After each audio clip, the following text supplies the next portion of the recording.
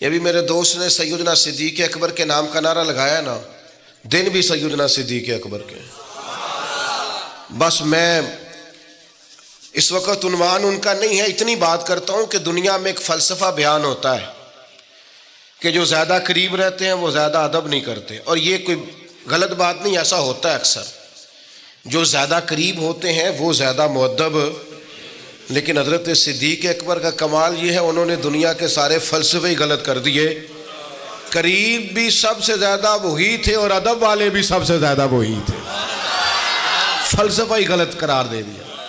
لوگوں کو بتایا ہے کہ محبت رسول کی باری آئے تو فلسفے بدل جایا کرتے ہیں. قرب بھی سب سے زیادہ ہے اور ادب بھی سب سے زیادہ ہے. بس بیاں ہو کس زبان سے مرتبہ صدیق اکبر کا کہ محبوب خدا محبوب ہے صدیق اکبر کا، اور لٹایا راہ حق میں گھر کئی بار اس محبت سے کہ لٹ لٹ کر حسن گھر بن گیا صدیق اکبر کا. لٹ لٹ کے حسن گھر بن گیا صدیق اکبر.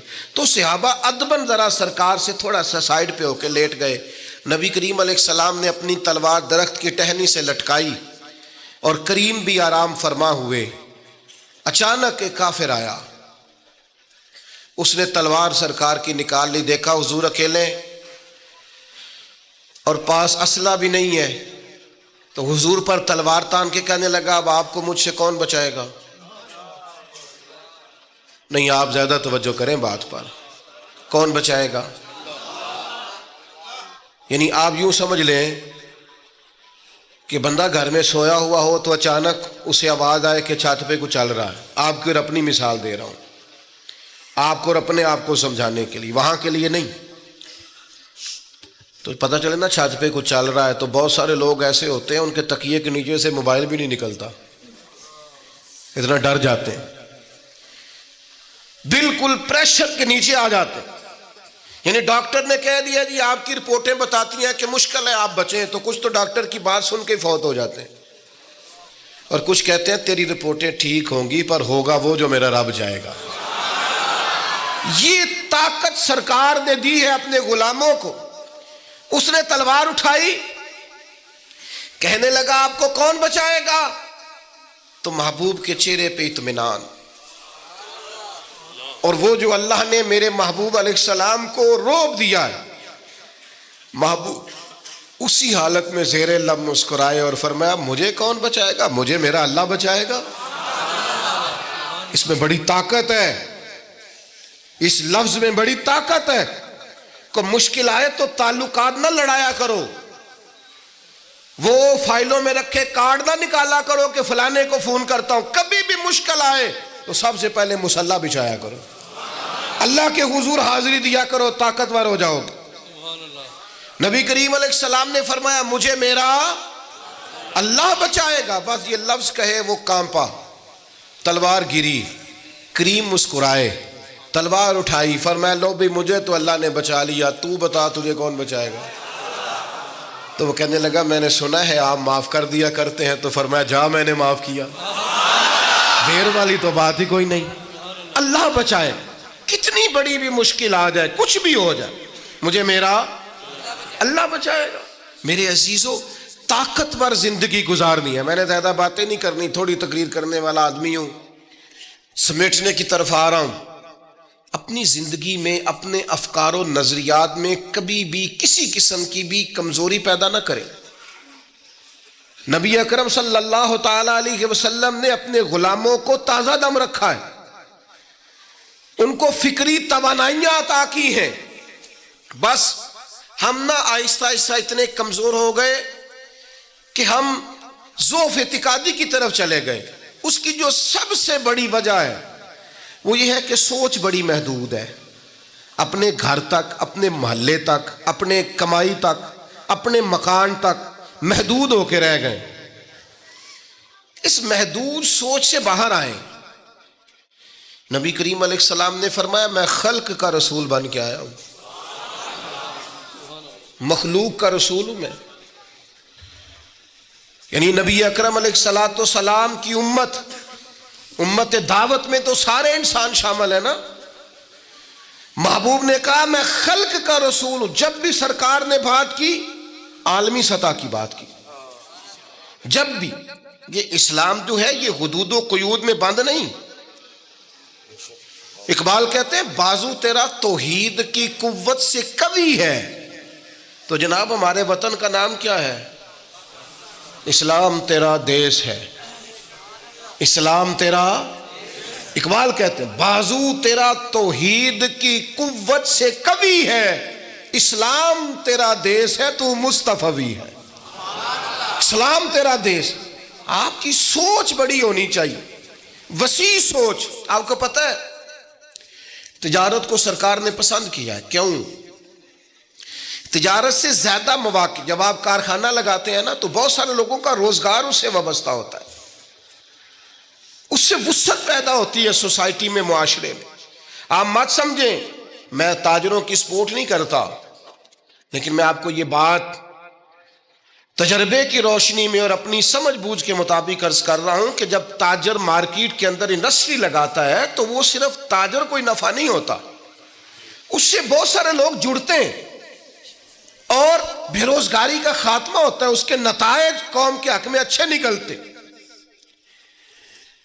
تو عالمی سوچ، قومی سوچ پیدا کریں، محدود سوچیں. وہ بڑا دیکھیں نا، یہ ایک حدیث میری طرف توجہ ہے آپ کی، یہ دیکھیں یہ ایک حدیث کتنا عالمی کرتی ہے بندے. بھائیو اللہ کریم نے ارشاد فرمایا کہ وداعیا الی اللہ، ہم نے آپ کو داعیہ الی اللہ بنایا ہے، اللہ کی جانب دعوت دینے والا. نبی اکرم صلی اللہ تعالی علیہ وسلم نے جو عقائد اور نظریات ہمیں عطا کیے عقیدہ توحید و رسالت کی صورت میں، وہ عقائد اتنے جاندار اور اتنے مضبوط ہیں کہ وہ بندہ مومن کو طاقتور کر دیتے ہیں. آپ دیکھیے عرب کے لوگ مختلف قسم کی اوہام پرستیوں کا شکار تھے.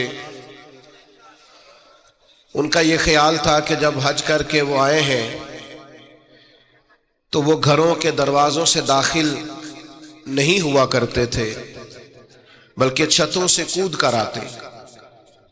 اور قرآن مجید فرماتا ہے کہ اس کو نیکی جانتے ہو. پھر وہ بیت اللہ شریف کا طواف کرتے تو معاذ اللہ کپڑے اتار کے کرتے. اوہام پرستیاں، طرح طرح کی باتیں. مصر میں ایک دریا تھا، ایک عورت کو ذبح کر کے ڈالیں گے تو پھر دریا چلے گا.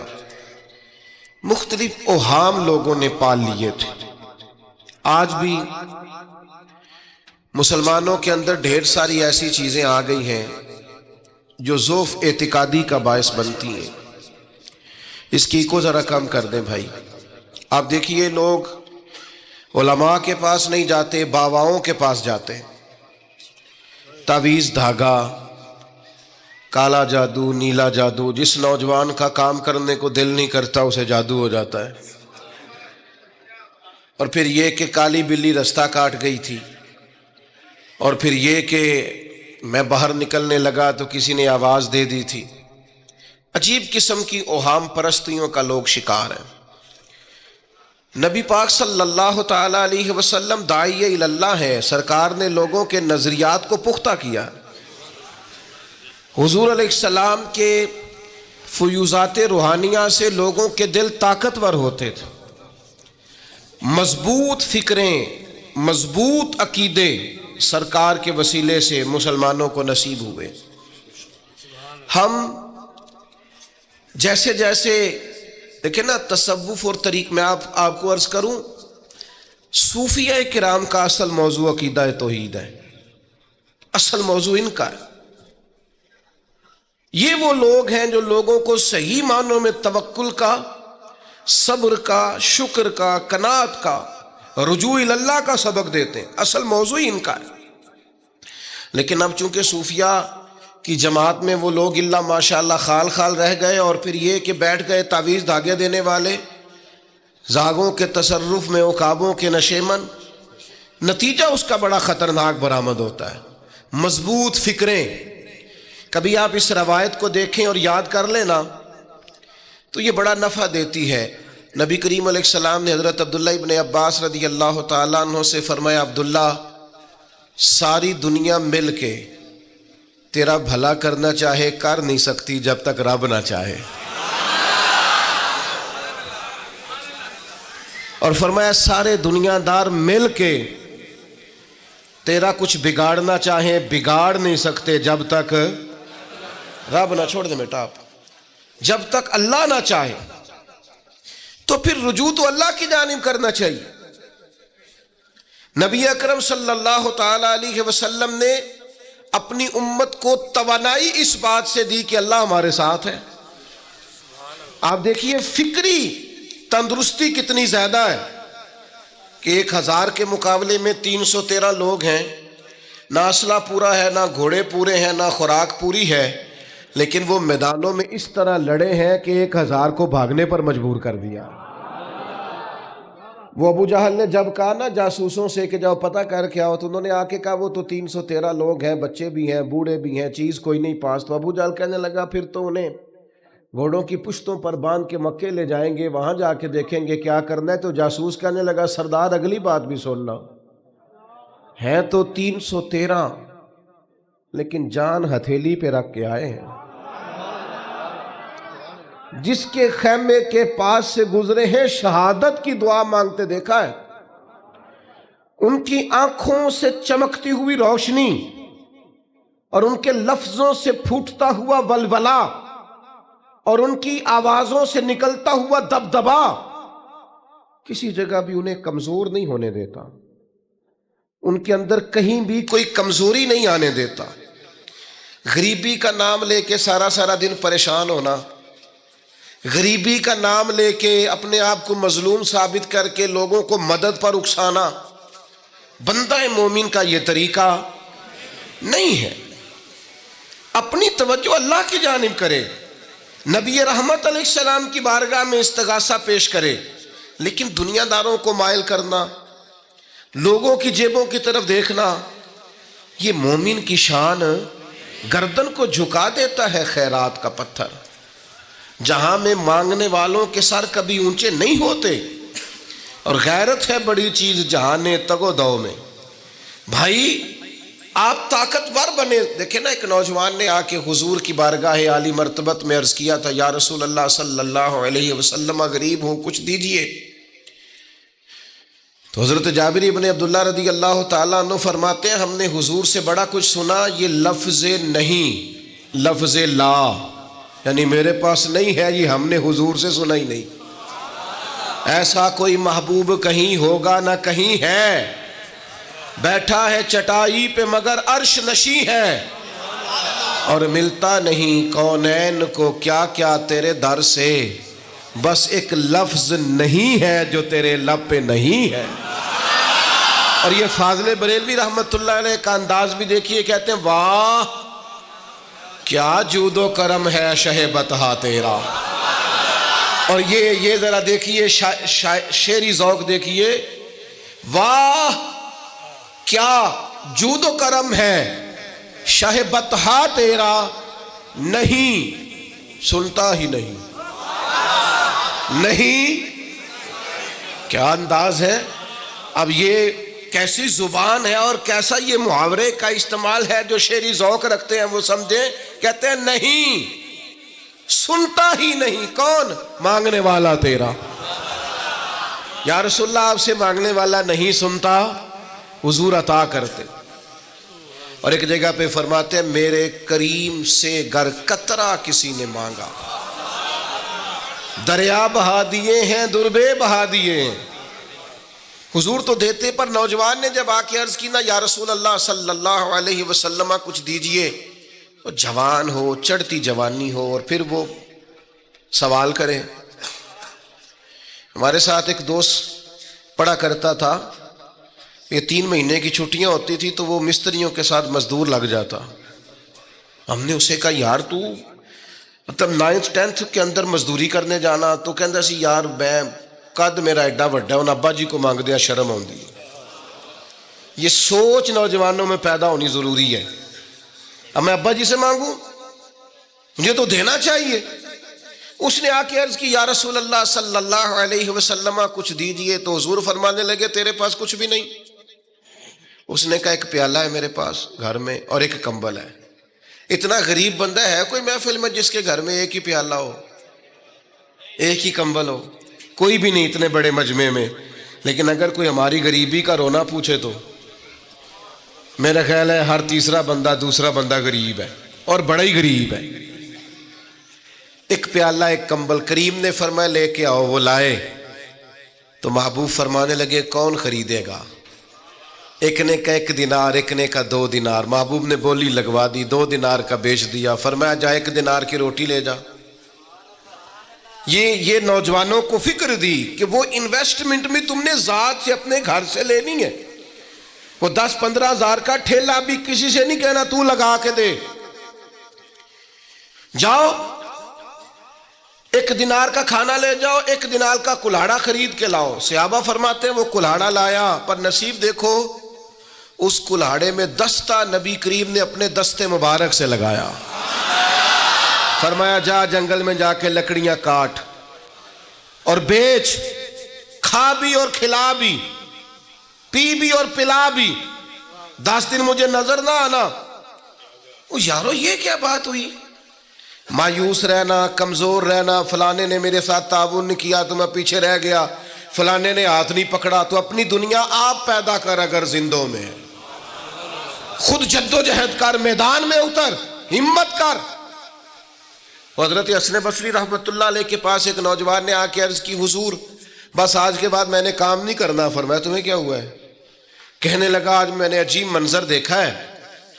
میں نے دیکھا ہے کہ ایک شیر نے شکار کیا بکرے کا, آدھا کھایا ہے, آدھا منہ میں پکڑ کے پہاڑی پہ چڑھ گیا. وہاں ایک نابینا لومڑی بیٹھی تھی, باقی کا اس نے اسے کھلایا ہے.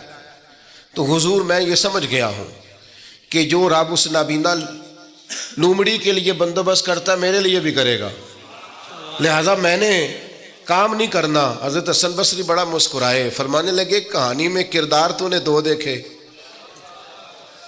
ایک شیر ایک لومڑی. فرمانے لگے کیا بات ہے تیری, تو نے لومڑی بننے کا پروگرام بنایا, شیر بننے کا کیوں نہیں بنایا؟ تو شیر بننا, شکار کر, خود بھی کھا دوسروں کو بھی کھلا. یہ کیا بات ہوئی؟ امت کے جوان فائلیں لیے دفتروں کے چکر لگاتے اور اپنی بغل میں کاغذات لیے امبیسیوں کے پھیرے کاٹتے اور ایجنٹوں سے سوال کرتے کہ مجھے ملک میں سے باہر جانا ہے, کیا طریقہ ہے؟ یہاں رہ کے بھی محنت ہو سکتی ہے, اپنی مٹی پہ چلنے کا سلیقہ سیکھو. سنگ مرمر پہ چلو گے تو پھسل جاؤ گے.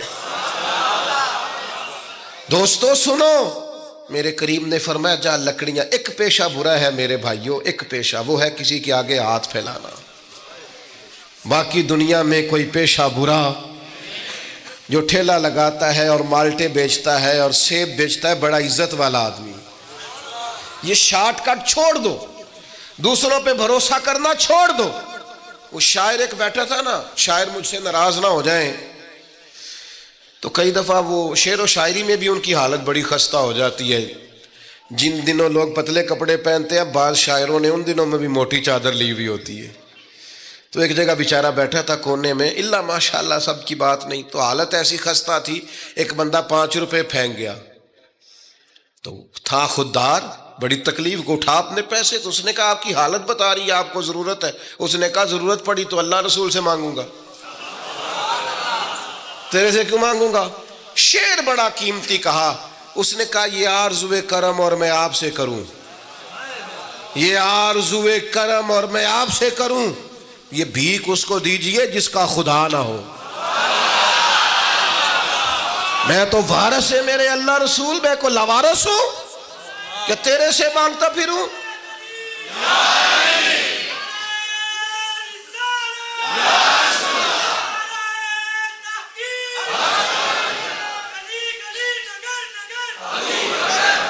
ماشاءاللہ ماشاءاللہ.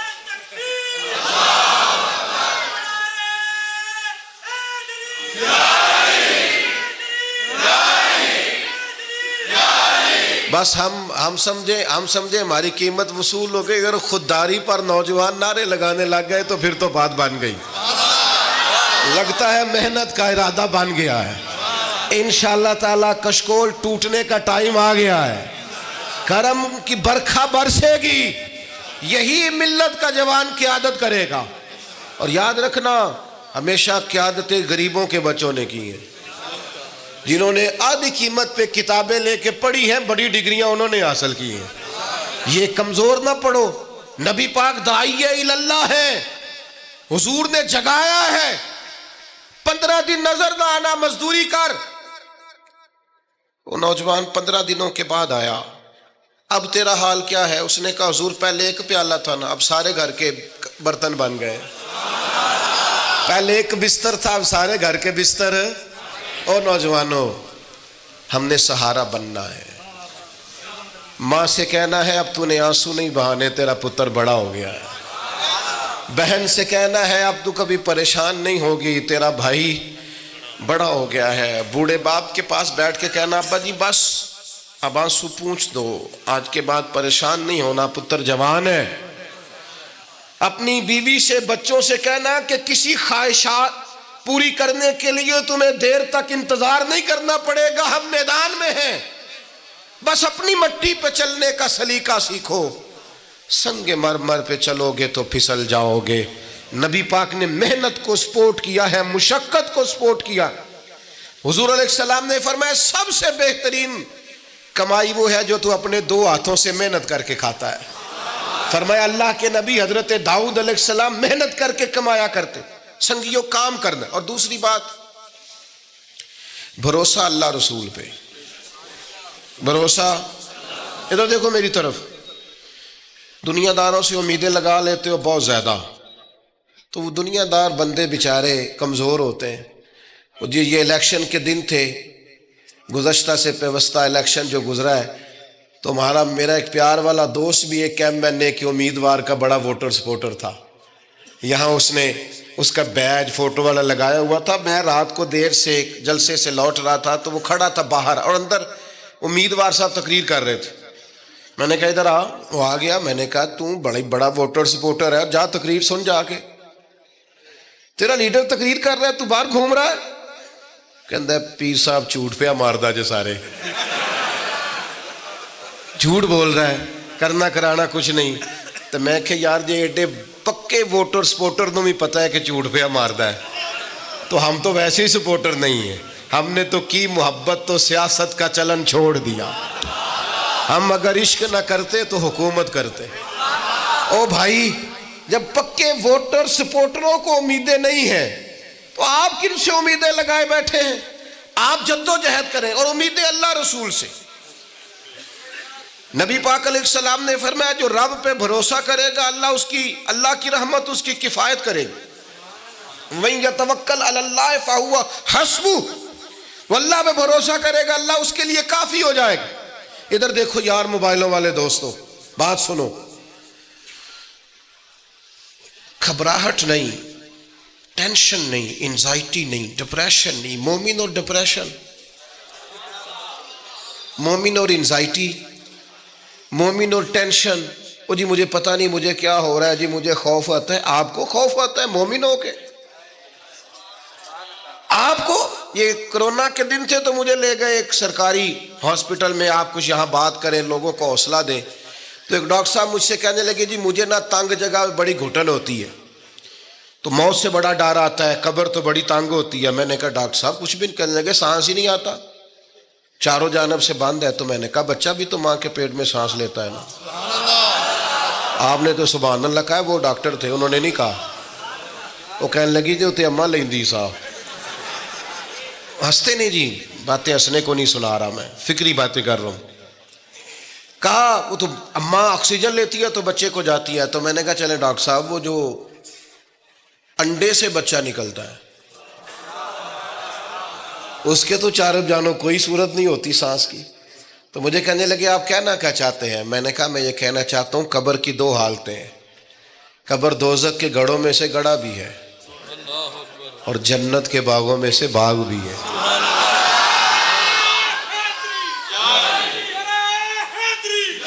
سنو یار، اللہ آپ کو خوش رکھے، ماشاءاللہ۔ سنیں جی، سنیں، میں نے کہا اگر کسی کا یہ ذہن بن جائے کہ مرنے کے بعد میں نے باغ میں جانا ہے، ایک منٹ کے لیے سوچو نا یار، یعنی ادھر قبر بند ہوئی تو نیچے باغ، اور باغ بھی معمولی نہیں، جنت کے باغوں میں سے باغ، اور باغ ایسا شاندار جس میں آنکھ کھلی تو پہلی زیارت ہی مدینے والے محبوب کی نصیب۔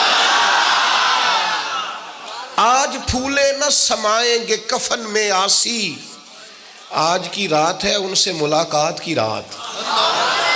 تو وہاں جانے سے خوف آتا ہے، مومن خوف ٹینشن، مومن کو ایک ہی خوف ہے اللہ کا، رب سے ڈرتا ہے، اللہ کے سامنے کھڑے ہونے سے ڈرتا ہے۔ باقی مسائل کا خوف کرنا، غربت کا خوف کرنا، لوگوں سے ڈرنا، یہ نکل آئے آپ اس ٹینشن سے۔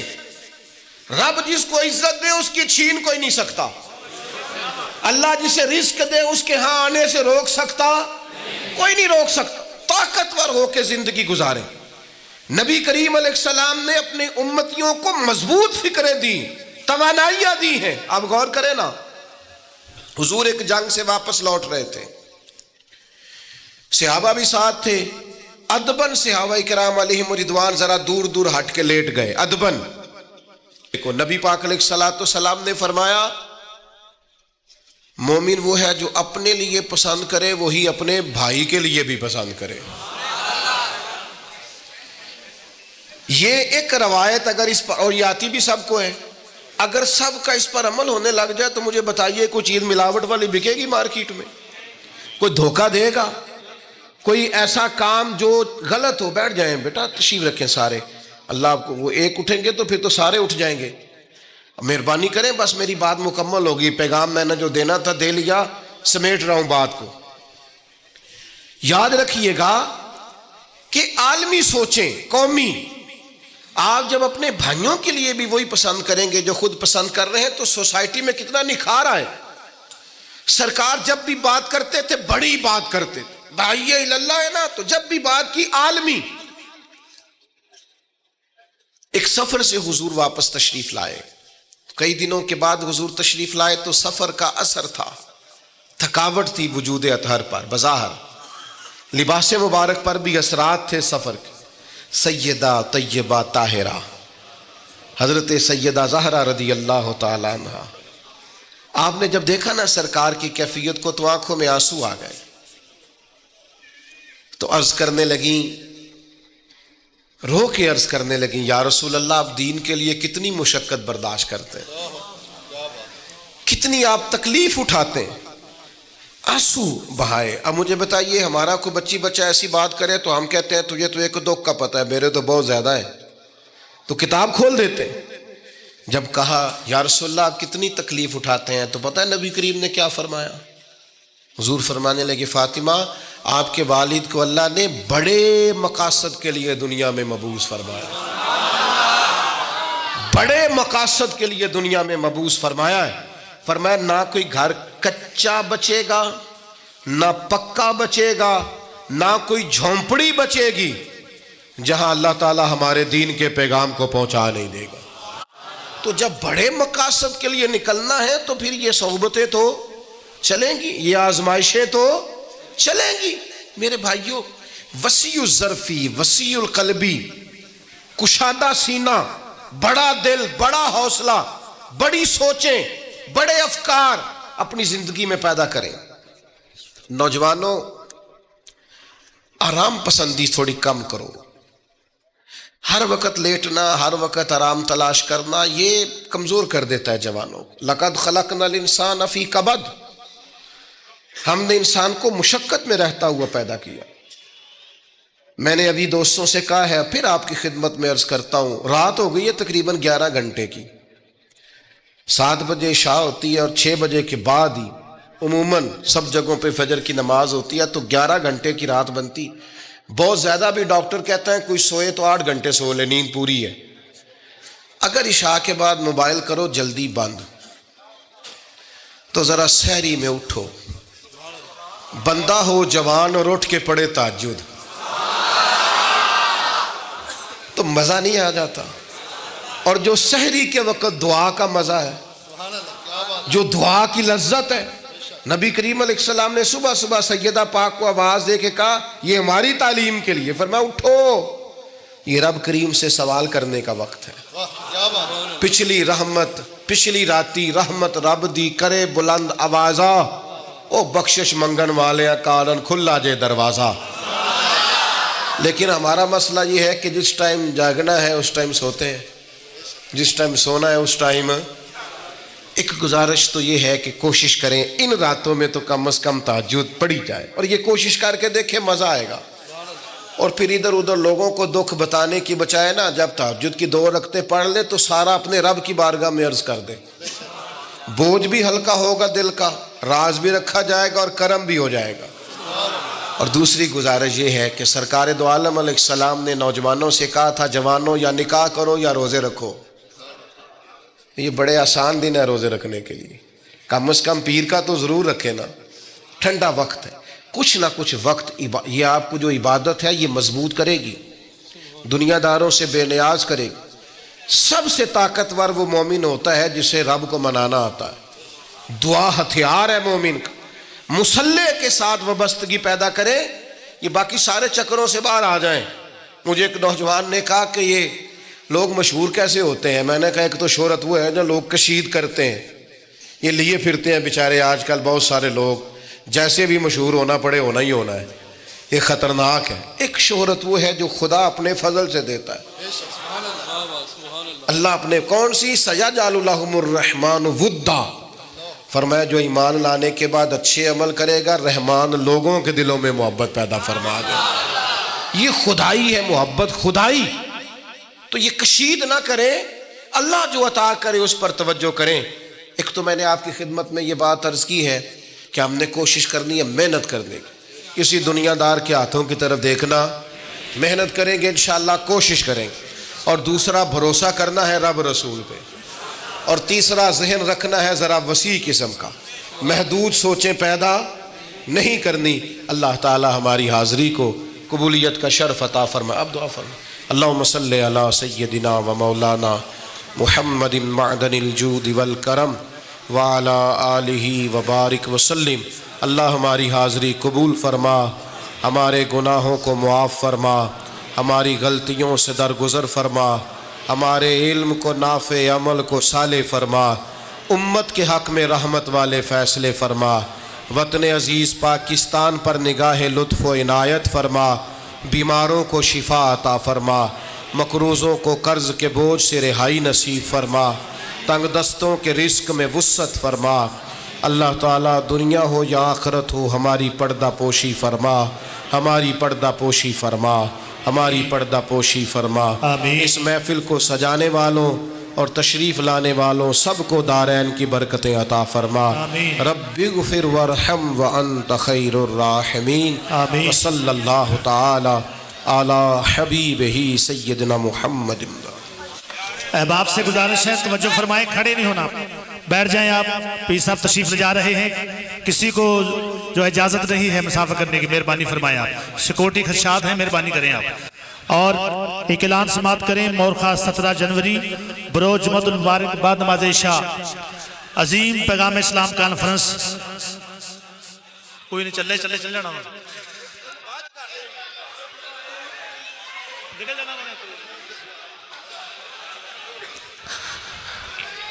دوستوں سے گزارش ہے یار توجہ فرمائیں مہربانی، پیر صاحب تشریف لے جا چکے ہیں، مہربانی کریں آپ۔ احباب تشریف رکھیں۔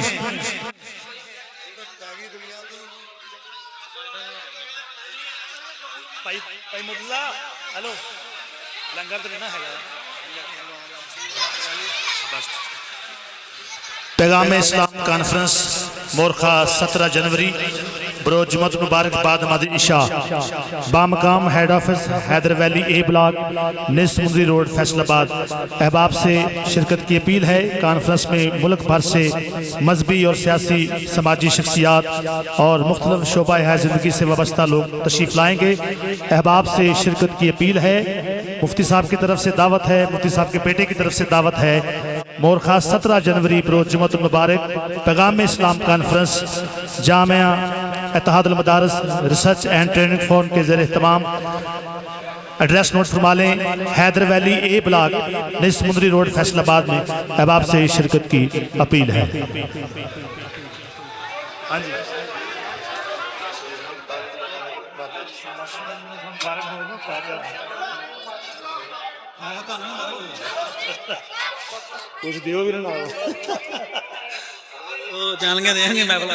مرکزی میلاد کمیٹی کے اراکین کو بہت بہت مبارک ہو۔ علامہ قاری جوید صاحب، مفتی عبدالشکور صاحب، مفتی ببرمان صاحب، ماسٹر عبدالرزاق صاحب، حاجی شفاق صاحب، بٹ صاحب، پوری سیکورٹی انتظامات، جتنے بھی دوست ہیں، حاجی غلام مرتضی صاحب، سب دوستوں کا بہت بہت شکریہ، تمام علماء کرام کا بہت بہت شکریہ تشریف لائے۔ حضرت علامہ مولانا پیر ڈاکٹر عدنان فروغ دانش صاحب، چیئرمین دانش فاؤنڈیشن، آپ بھی تشریف لائے، بہت بہت شکریہ دوستوں کا۔